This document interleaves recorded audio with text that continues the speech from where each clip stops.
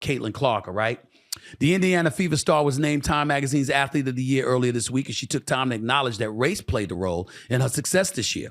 Here's a passage from the article in Times Magazine. Quote, "I want to say I've earned every single thing, but as a white person, there is privilege. A lot of those players in the league that have been really good have been black players. This league has been built on them. The more we can appreciate that, highlight that, talk about that, I think it's very important. I have to continue to try to change that. The more we can elevate black women, that's going to be a beautiful thing," end quote. You see why I had no problem with her being Times Athlete of the Year? You see why I said that she should have been on Team USA? You see why I had to go off on the likes of Cheryl Swoops and others who were clearly distant and dismissive of her, no matter how much they try to deny it? There was resentment towards her. And here's why I said it was stupid. Because when she came into the WNBA, for 22 plus years, they had been flying commercial. They were begging for chartered flights. She arrives there, and 2 weeks later, they got chartered flights. She automatically and instantaneously improved the conditions. Attendance is still lagging. WNBA is still losing money compared to what you would hope it would earn, but clearly things are on an upward trending trajectory. It's improving, and she has everything to do with it. Attendance for Indiana Fever games? Are you kidding me? WNBA draft, games on ABC, ESPN, television ratings. She's directly responsible.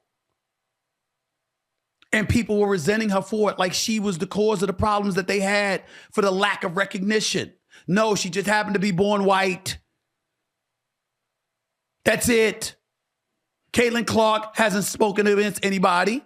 She hasn't assisted in denying anybody else the privileges they deserve. If anything, she's tried to provide assistance. A rising tide lifts all boats. She's trying to be the rising tide that lifts the boats. And there were sisters resentful of her. Be resentful of the system. Be resentful of the folks, primarily the white folks, who basically disenfranchised y'all all of these years before she came along, who denied you the acclaim and the allure and the profits you richly deserved. But you don't take that out on Caitlin Clark. Not her. She's the one that assists you. When black folks was marching during the civil rights era and fighting every battle they possibly could, they weren't dismissive, nor did they assist in denigrating the white people who marched with them. They saved the venom for those who wouldn't. You don't run away from people who support you.